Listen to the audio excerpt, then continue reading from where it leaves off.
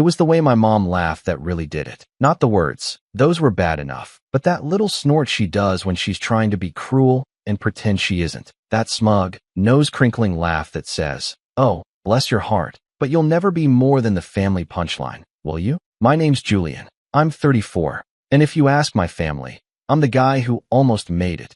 That's the story they like to pass around, like a joke that's gotten funnier with every retelling. It used to sting. Now, it just fuels me. I wasn't always the black sheep. In fact, I was the golden child once, straight A student, mathlete, computer science prodigy. My parents bragged about me to their friends all through high school. But things shifted when I dropped out of grad school. I'd landed a once-in-a-lifetime offer from a now-public tech startup. I was 23, broke, but betting on myself. My dad told me I was throwing everything away. My mom cried like I'd announced I was joining a cult. And my sister? Grace just smirked. "Hope you like coding in basements," she said. Grace is 3 years younger than me and has always been, well, curated. Like a lifestyle blog come to life. Private school, Ivy League, six-figure marketing job at a firm where they have kombucha on tap. My parents funded every inch of her path, from her semester in Paris to her first apartment. Meanwhile, I built mine from scratch. No handouts, no safety net. Just a few good decisions, a lot of bad ones, and a ridiculous work ethic. I made money. Quietly. I didn't flaunt it, didn't see the point. Maybe I should have. Because in my family, visibility is everything. You could be drowning in debt, but if you wore a pressed shirt and posted polished LinkedIn updates, you were a success. And if you were quietly investing in startups, flipping real estate under an LLC, and driving a beat-up Camry to keep overhead low, you were figuring things out. So yeah, that's the context. Now picture this, Sunday dinner. My parents host one every other week, which I usually skip. But this time Grace begged me to come. Said she had someone she wanted me to meet. I should have known better. Should have made an excuse and stayed home with my spreadsheets in silence. But I thought, why not? Be normal for a night. Their dining room hasn't changed in 20 years. Same heavy oak table, same mismatched candles that Mom insists are rustic. Everyone was already seated when I got there. Mom, Dad, Grace, and a guy I didn't recognize. Clean-shaven, slick hair, expensive blazer. He stood up when I walked in. "Julian, this is Mason." Grace beamed, voice sweet as syrup. "Mason, my brother." We shook hands. His grip was firm. He looked like the kind of guy who referred to himself as a finance bro, ironically, but also kind of meant it. Dinner started okay. Small talk, wine, Grace recounting some story about a pitch deck she made that totally slayed. I kept mostly quiet, pushing peas around my plate, answering questions when asked, until Mason turned to me with a charming smile and said, "So Julian, what do you do?" There was a pause, the kind that feels like someone pressed a mute button on the whole room. And then my mom laughed. Not a ha ha how funny laugh. The kind I mentioned before. That snort. That sharp little bark that seems to say, he has no idea what he's doing with his life. "Oh," she said, waving her hand like she was shooing away a fly. "Let's not ruin the appetite." Grace didn't miss a beat. "Just say you're figuring things out again," she added with a giggle. Dad chuckled too, the kind of forced laugh that tries to soften the cruelty but doesn't quite stick the landing. They all laughed. I didn't. I just nodded, took a bite of mashed potatoes, and stared at my plate like it was suddenly fascinating. No one noticed. Or maybe they did, and just didn't care. I went home early that night. But I didn't sulk. I didn't spiral. I didn't yell or text Grace a passive-aggressive essay about boundaries. Instead, I opened my laptop, logged into the dashboard of a holding company I quietly built, and approved the wire transfer for $500,000.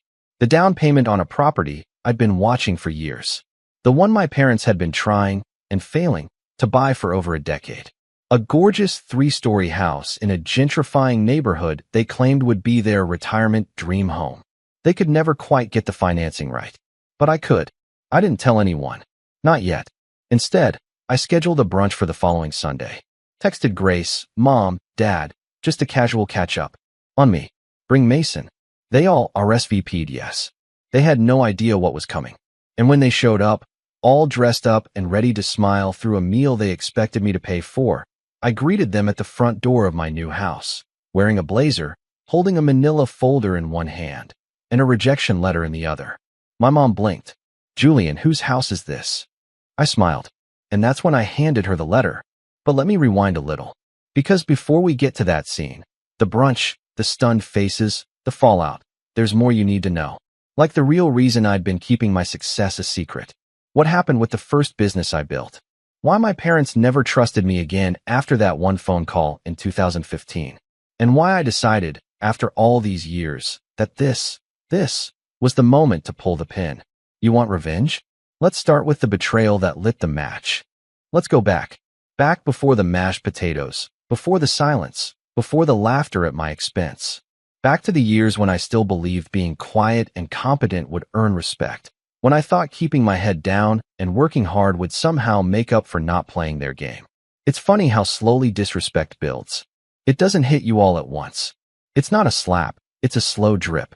A comment here, a joke there, a look that lingers too long when someone asks what you've been up to. For me, it started the year after I dropped out of grad school. I joined a tiny team building back-end infrastructure for a cloud-based analytics tool. Sexy, I know. We were 6 people in a room with peeling paint and a whiteboard full of code scribbles, running on caffeine and cheap pizza. No salary, just equity. I didn't care. I was obsessed. It was the first time in my life I felt like I was building something that could matter. The company got acquired 2 years later. My cut, after taxes, just over $1.2 million. I didn't throw a party. Didn't buy a Tesla. I didn't even upgrade my apartment. I just moved into a slightly nicer one-bedroom and started learning everything I could about investing, real estate, angel funding. I opened LLCs, talked to lawyers, made mistakes, lost money, made it back, kept my circle small. But none of that mattered to my family. As far as they were concerned, I'd quit grad school, fizzled out, and never recovered. Because I didn't walk around flashing a Rolex or posting inspirational LinkedIn quotes about hustle culture, they assumed I was drifting. Meanwhile, Grace was rising like a champagne bubble. She got a job at a boutique marketing firm straight out of Colombia. 2 months later, she was promoted. A year after that, they flew her to Cannes. She posted filtered selfies on yachts with captions like, "So grateful for this journey," and racked up likes from everyone in the family. My mom printed out one of her posts and put it on the fridge. I wish I was kidding. Every Sunday dinner became some variation of Grace's latest triumph. And Julian, you'll get there eventually. It didn't matter that Grace still asked Dad for help covering her rent every few months. Didn't matter that I paid mine in full, on time, plus the mortgage on a duplex I never even mentioned. They were looking at optics. Grace was shiny. I was not, but I let it slide. For years, I kept showing up, biting my tongue, letting the jabs roll off. I thought I was being mature. I thought I was choosing peace. Until the day they stole from me. Not literally. Not in the way you might expect. No one emptied my bank account or forged a signature. But what they took was worse than money. It was trust. And dignity. It started with my cousin, Alex. Alex and I were close growing up. He was like a little brother to me. We played video games together, built Lego cities, shared dumb jokes that made no sense. He was an academic, struggled through school, but he had a good heart. Always looked up to me. A few years back, Alex called me in a panic. His fiancée had just left him. He'd been laid off. He was crashing on a friend's couch and had maxed out 2 credit cards trying to keep up with bills. I asked him what he needed. He said, "I don't know. Just help." So I helped. Quietly. I gave him $5,000. No questions asked. Told him it wasn't a loan, just a gift to get him back on his feet. He cried. I didn't tell anyone. Not even my parents. A month later, he got a job doing warehouse logistics. He texted me updates every few weeks. I was proud of him. Then came Grace's engagement. She met Mason during some networking retreat in Aspen. Within 6 months, he was down on one knee in front of a drone camera, proposing on a cliffside. Of course it went viral. Of course Mom cried. Of course Dad offered to pay for the wedding before they even asked. They set the date for the following summer and booked the most ridiculous venue I've ever seen. Some converted winery with chandeliers made from antique decanters. Grace asked me to be a groomsman. Not the best man. That was Mason's college roommate who once got arrested for starting a bar fight over karaoke. But sure, I said yes. I even offered to help financially. I didn't want to. God knows they weren't shy about flaunting their spending. But I thought, maybe this is a peace offering. Maybe this is how I rebuild things. I told Grace I could contribute up to $15,000 for the honeymoon or whatever extras they needed. She smiled, hugged me, and said I was surprisingly generous. Weeks passed. No thank you. No update. Until one day, I noticed a strange charge on one of my business accounts. A withdrawal for $8,500 labeled Event Deposit, Grace J. and M. My stomach sank. I checked again. The transaction had been made using a virtual card I'd issued to Alex months ago, back when he needed help and didn't have his own card. I'd forgotten to revoke it. It had a low limit. I figured it was harmless. Apparently not. I called Alex. No answer. I texted, "Did you use the card I gave you?" "For Grace's wedding." He replied with a single word, "Sorry." That was it. I called Grace. She picked up on the second ring, all chirpy. "Hey big bro. What's up?" "I need to ask you something," I said slowly. "Did you ask Alex to use my business card for your wedding?" Silence. Then, well, technically, I didn't ask him. He offered. "You knew it was linked to my account." Another pause. "He said it was one of your business cards, and I figured, what's the big deal? You said you wanted to help. I said I'd give you 15 grand. Not have someone steal from one of my companies." "Oh my God, Julian. Don't be so dramatic. It's not like it hurt you." That line. It's not like it hurt you. I felt something inside me snap. This wasn't about money. It was about principle. About the years of disregard. The dismissal. The way they saw my success as a myth until it suited them. I hung up. 10 minutes later, I revoked every virtual card I'd ever issued. An hour later, I locked down every business account. Changed passwords. Added two-factor. Everything. That night, I got a call from my mom. "I heard there was some mix-up with Grace's wedding payment," she said, voice dripping with faux concern. "You really didn't need to overreact like this. You know how tight things are with the venue." I didn't say anything. She sighed. "Sweetheart, you're not struggling like Alex or Grace. Can't you just let it go?" That was when I realized they didn't see me as family. Not really. Not the way they saw Grace. I was a resource. A wallet with legs. The weird older brother with the mysterious startups and no real job title who could be milked when necessary and ignored the rest of the time. So I didn't let it go. I made a list that night. Every slight. Every time I was laughed at. Every loan never repaid. Every fake apology. Every holiday dinner where I was the punchline. And I started planning. Not a tantrum. Not a big, fiery confrontation. No yelling, no ultimatums. Just chess. Quiet, precise moves. Like buying the property they'd been trying to acquire for years. The one my mom used to point out every time we drove past it. "One day, that'll be ours," she'd say. The perfect retirement house. She even submitted an offer once. Got rejected. Financing issues. They tried again last year. Still no dice. I'd been watching it. Not to buy it. Not originally. But now it felt poetic. The owners were still interested in selling. They remembered the previous lowball offer from my parents. I didn't lowball. I paid asking, in cash. Through one of my LLCs. They didn't even know I'd done it. Not yet. Because first, I wanted them to underestimate me one more time. Hence the dinner. Hence the laughter. Hence the "let's not ruin the appetite." I took it all in. Let them have their little moment. Let them think I was still the same passive Julian they could mock and manipulate. And then, a week later, I scheduled brunch. Not at a restaurant. At my new house. Theirs, once upon a dream. And when they pulled into the driveway, wearing polite smiles and brunch attire, they still didn't get it. Not until I opened the door. Not until I handed my mom the envelope. Not until she opened it, unfolded the paper, and saw her own rejected mortgage application stapled to a welcome letter from my holding company. The look on her face? That was worth every second of quiet I'd endured. But that moment, the reveal, that was just the beginning. Because revenge isn't about a single blow. It's about the long game. And I was just getting started. I didn't used to think of myself as someone who needed revenge. I used to think I was above all that. For the longest time, I thought if I just kept my head down, stayed quiet, worked hard, built something real, eventually people would see me for who I was. Not the dropout. Not the failed genius. Just someone who made it in his own way. Someone who didn't need to scream for attention. But I was wrong. Because for years, I waited. I waited for my parents to ask how things were going. Not out of politeness, but out of actual curiosity. I waited for Grace to stop seeing me as her fallback option. The brother who was only useful when things got messy. I waited for even one moment of genuine respect from the people who were supposed to know me best. It never came. What had come were the jokes, the passive-aggressive comments, the loaded questions, the borrowed money that never got paid back, the years of family events where I was treated like the cautionary tale. But I didn't become who I am because of them. I became who I am in spite of them. And to explain how, we need to rewind. Way past the brunch, past the betrayal, back to a time when I truly thought I'd lost everything. Let me tell you about 2015. The real rock bottom. Not the awkward family dinner kind of low. I'm talking about the kind of low where you wake up in the middle of the night in a cold sweat, your heart pounding, because you're not sure if you can make rent.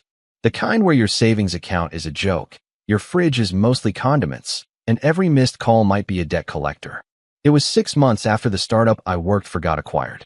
Everyone assumed I was set for life after that. And yeah, I did cash out with 7 figures, on paper. But I was young. Stupid. I didn't realize that half of it was tied up in restricted stock that wouldn't fully vest for years. I burned through too much too fast, thinking the next big payout was right around the corner. I invested in a tech project that tanked. I loaned money to a former coworker who ghosted me. Worst of all, I put down a deposit on a property development deal that turned out to be a scam. Suddenly, my $1 million future was reduced to a few $1,000 and a panic attack that wouldn't quit. That's when the calls started. From my dad. Not asking how I was doing, but telling me what a mistake I'd made. You walked away from a PhD to chase some Silicon Valley pipe dream, he said. And now what? You expect us to bail you out? I never asked them for money. Not once. But I did call. Once, because I was scared. Because I thought maybe just hearing a calm voice would help. That call ended with my mom saying, "Well, maybe this will teach you some humility." Click. That was the moment I knew I was on my own. So I rebuilt. Not all at once. It was slow. Messy. I took freelance coding gigs for embarrassing rates. Spent nights debugging finance apps for people who thought agile meant fast. I slept 4 hours a night, drank too much coffee, stopped talking to most people I knew. And I learned. I learned how to manage contracts, how to spot scammers, how to protect my assets, how to take calculated risks instead of dumb ones. I incorporated my first LLC in 2016 and used it to broker data consulting gigs between small firms and independent coders. By 2017, I had 2 contractors working under me and a client base that respected me, not because I was flashy, but because I delivered. It was during this time that I bought my first property, a 2-unit rental in a transitional neighborhood. Ugly on the outside, solid bones on the inside. I lived in one unit and rented the other. Fixed it up myself on weekends, watching YouTube tutorials on drywall and plumbing. Ate microwave meals on a milk crate while building spreadsheets for the next investment. That duplex cash flowed within 6 months. I refinanced it after a year and used the equity to buy a triplex. Then another. Then I started structuring everything under layered LLCs for liability protection. By 2020, I was quietly managing 9 doors across 3 neighborhoods, with tenants I knew by name and reserves stashed away for every property. And still, I said nothing. Not to Grace. Not to my parents. Not to the cousin who owed me money or the aunt who always asked if I'd found a real job yet. Why? Because part of me still hoped the results would speak for themselves. Spoiler, they didn't. I remember one Thanksgiving, 2019. I'd driven 5 hours to be there.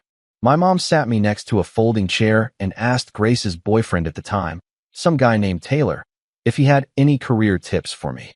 He worked in social media. I built infrastructure systems that powered analytics for multi-million-dollar companies. But sure, let's hear what Taylor has to say about success. That night, I sat in my car for 30 minutes before driving home. Didn't cry.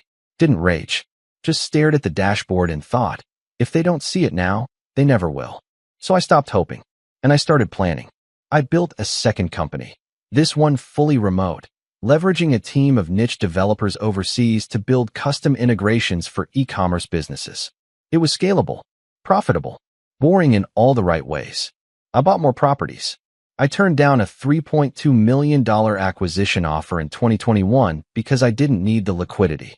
And all through it, I said nothing. Until Grace stole from me. That was the crack in the dam. The moment I realized, silence wasn't peace. It was permission. So I stopped being silent.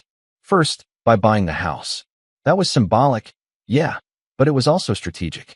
Prime location. Undervalued. And my parents had already done all the legwork by trying to buy it twice. I knew exactly what renovations it needed, what the zoning rules were, and how to maximize its value. Then I planned the brunch. I didn't tell them it was my house. I just said, found a cool new brunch spot. You'll love it. Sunday at noon. Don't be late. I spent the morning of the brunch making sure everything was perfect. Coffee brewed. Fruit tray chilled. Music low.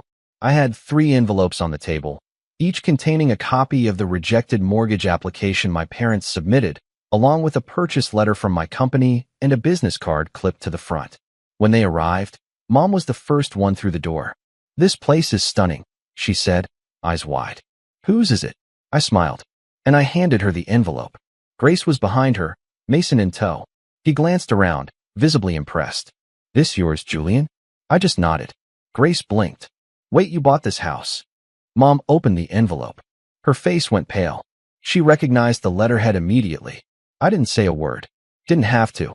Dad finally stepped inside, frowning. "What's going on?" I walked past them, into the kitchen, and poured myself a coffee. Then I turned, leaned against the counter, and said, "Brunch is served." And that was the moment the game changed. That was the moment they realized the version of me they kept mocking no longer existed. But the rise wasn't about money. It was about choice. I chose to stop begging for their approval. I chose to stop shrinking so they could feel big. I chose to build something real, not because they believed in me, but because I did. And now? Now I had their full attention. But what I did next, that's the part they never saw coming. Because revenge isn't loud. It's deliberate. And mine had only just begun. The thing about revenge is it isn't loud. It's patient. It's that second breath you take before reacting. It's every insult you ever swallowed, compressed into a plan that doesn't shout. It waits. And I've been waiting a long time. The brunch was just the first act. It was never meant to be the knockout blow, just the opening bell. The real setup started after they walked out of that house with silence on their lips and confusion in their eyes. Let me walk you through what happened next. After the brunch, I didn't reach out. No calls. No texts. Not even a thank you for coming. I knew they were stewing, especially Grace. I imagined the conversations in their living room. Mom going quiet, Dad pacing, Grace pacing louder. Mason probably whispering. Did you know he could afford something like that? They didn't know. That was the point. I didn't build my success to show off. I built it because I was sick of being powerless. But now that I had power, I realized I'd never actually used it. Not really. Until now. The first thing I did was dig deeper into my parents' failed offers on the house. I called the real estate agent they'd worked with. He remembered them immediately. Nice people, but their financing always fell through. He was surprised when I introduced myself as the new owner. "Oh, that's funny," he said. "Your mom called me the day after the house went off market. Said she had a better offer. I had to tell her it sold in full cash." She sounded stunned. I smiled. "Yeah, I think it hit her harder than expected." I asked him for copies of the offer letters they'd submitted. "Just for reference," I said. What I didn't tell him was that I planned to frame them. I had a guest room in the new house, technically a den in the listing, but I turned it into what I now call the Office of Inconvenient Truths. Framed on the wall, there are 2 rejected offers. Their mortgage pre-approval denial. A printout of the public deed showing my holding company as the owner. It wasn't for them. It was for me. Because I wanted to remember how easily power can be taken if you forget who you are. The second step in the setup was Alex. My cousin. The one who used my business card without permission. We hadn't spoken since the incident. I knew Grace had thrown him under the bus when I called her out. Said he offered to pay for something he had no business touching. But I didn't want revenge on Alex. I wanted clarity. So I invited him to coffee. Neutral ground. He showed up late, nervous, hands in his hoodie pockets like a teenager caught smoking. "Thanks for meeting me," he mumbled. I nodded. "You're lucky I didn't file charges." His face went pale. "I didn't mean," Grace said. "She said it was fine." I held up a hand. "I know what she said. I want to know what you think." He looked around like someone might be listening. "Honestly, I thought it was weird. She told me you were helping pay for the wedding and that you gave me the card as a backup. I figured, if you're loaded, what's a few grand, right?" I tilted my head. "Do you think I'm loaded?" Alex hesitated. "I mean, yeah, but you never said anything. You drive that beat-up Camry. I thought you were still struggling." I exhaled. "Exactly." Alex wasn't malicious. just misinformed. And Grace had weaponized that. Before we left, I handed him an envelope. Inside, an invoice. $8,500 plus interest. He blinked. You want me to pay this? No, I said. I want you to frame it. Put it somewhere you'll see every day. Because that's the price of not asking questions before you swipe someone else's card. He nodded, quietly. No argument. And then I walked away. One thread tied. Dozens more to go. Next came Grace. I didn't go to her directly. That would be too easy. Instead, I reached out to a friend of hers, Olivia, someone I'd met a few times at Grace's parties. Olivia worked in real estate branding and occasionally did consulting for boutique agencies. Over drinks, I asked if she knew anything about Mason's current employment. She raised an eyebrow. You mean unemployment? Oh, apparently Mason's fintech startup had crashed 6 months ago, burned through VC money like a bonfire. He'd been scrambling ever since, living off Grace's salary and telling everyone he was between rounds. Interesting. I thanked Olivia, bought her another drink, and went home thinking. Because Grace had built her whole identity around perfection. Her job, her fiancé, her Instagrammable life. But I knew the cracks were spreading, and all I had to do was wait. But waiting wasn't enough. I needed something to move the needle. So I started building a paper trail. I compiled every text, every email, every receipt showing Grace using or directing others to use my resources without consent.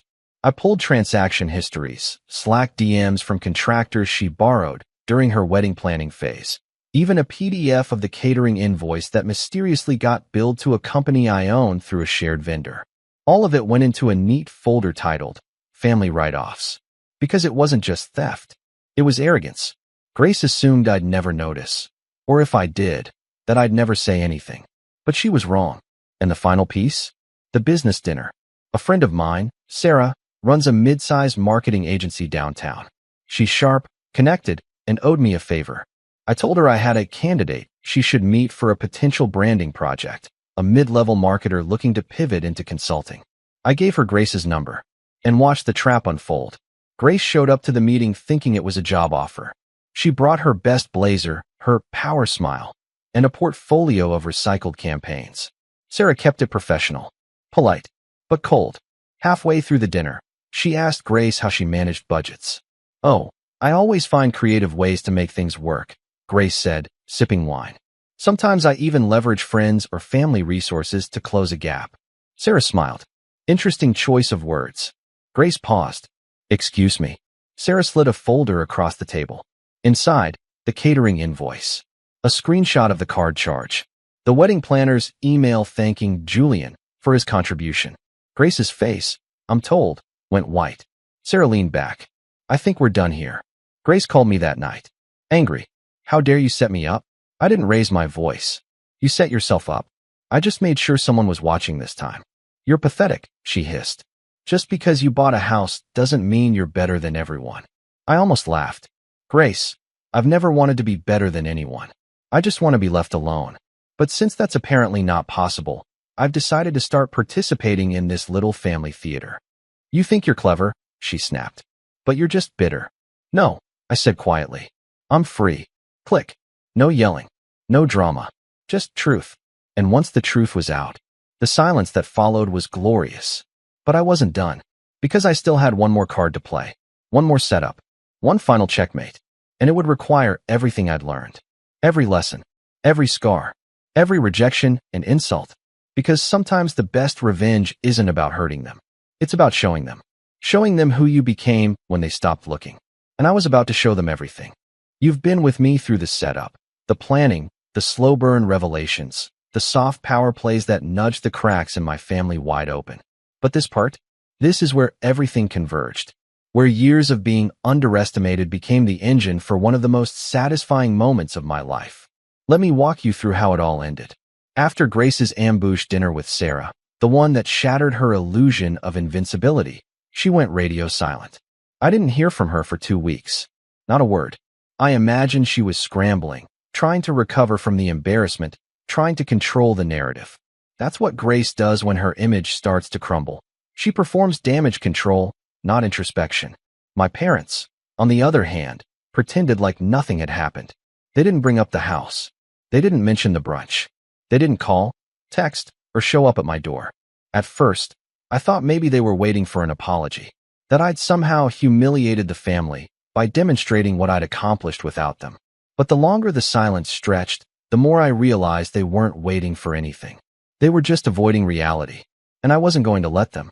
So I wrote an email, one I'd been drafting in my head for months. It was short, precise, unemotional. Subject: ownership and closure. Hi Mom, Dad. I hope you're both well. I wanted to formally inform you that as of last month, I became the legal owner of the Chestnut Ridge property you attempted to purchase in 2017 and again in 2022. I paid in full, in cash, under my holding company, Ridge and Echo Investments. This isn't meant as an announcement to provoke or hurt. It's simply an acknowledgement that I've spent the past decade building something real, despite your doubts, despite the jokes, and despite being treated as the cautionary tale of the family. I'll be living in the property part-time and using the rest for a short-term rental project. There's no obligation for you to interact with it or with me, unless you choose to. But I will no longer tolerate being disrespected, dismissed, or used. Grace's unauthorized use of my business account for her wedding expenses has been documented and handled privately. I do not intend to pursue legal action, but I reserve the right to change my mind should further boundaries be crossed. If you'd ever like to have an honest conversation, as adults, without mockery, I'm open to that. But until then, I wish you all the best. Julian. I hit send. Then I blocked them on everything, temporarily. Not out of spite, but to give myself peace. The kind of peace that only comes when you finally stop waiting for the people who hurt you to say, I'm sorry. Then I turned my attention to the final stage of my plan. See, that property? It wasn't just a house. It was leverage. Because my parents didn't just like the house. They needed it. Over the years, they'd built a narrative around it. That it would be their retirement home. That they'd gut the kitchen and host grandkids for Sunday dinners. My mom had a Pinterest board. My dad had blueprints. They used to drive past it and say, that's where we'll finally breathe easy. And now I owned it. And they couldn't stand it. A week after my email, I got a call from an unknown number. I let it go to voicemail. It was my dad. His voice was tight, tense. Julian, listen, your mother's been a little shaken up. We weren't expecting all of this. We've been thinking, maybe there's a way we can work something out with the house.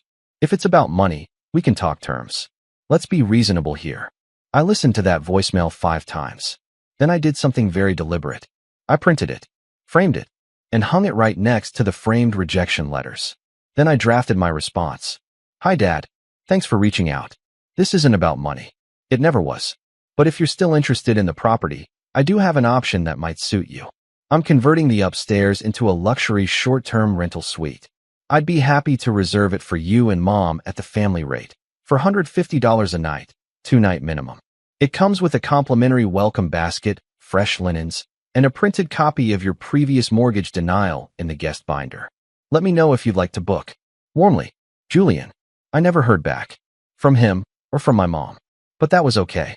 Because revenge isn't about hearing, you were right. It's about not needing to hear it anymore. As for Grace, oh, she wasn't done yet. Not by a long shot. 2 months after the dinner disaster, she texted me. No apology. No explanation. Just, are you serious about pressing charges for the card thing? I didn't respond. She texted again an hour later. Julian, come on. Don't ruin my life over a misunderstanding. And then, we're family. That one made me laugh. Because family was the word they always used when they needed something, never when they gave it. So I sent one final reply. We were family. Now we're just people who share DNA. Then I forwarded the invoice again. This time, to both her personal and work email. She paid it. Quietly. No memo. No note. I don't think she's ever been more afraid of me than in that moment. Not because I was threatening, but because I was done. You want to know the funny part? The moment I stopped chasing respect, I found it. Not from them, but from people who actually mattered. Tenants who thanked me for fixing things on time. Contractors who knew I'd never stiff them.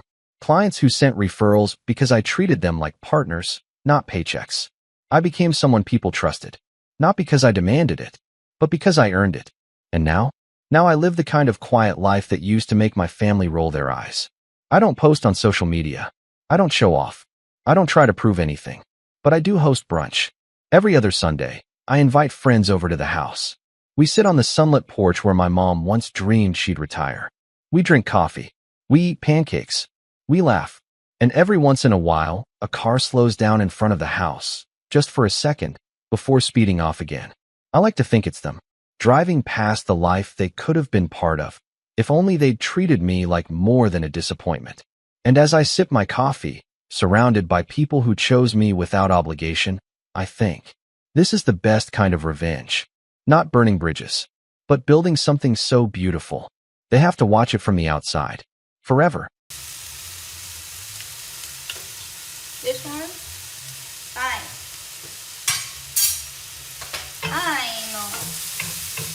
I like using metal. I don't like wood. Okay. And then the meat.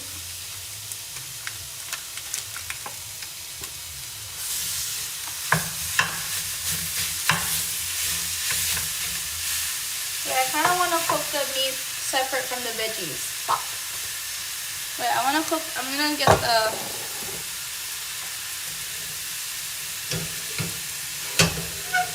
the pan's too heavy for me now.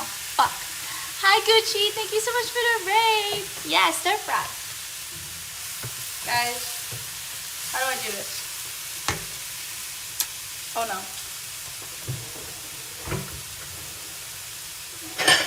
How was your stream, Gucci?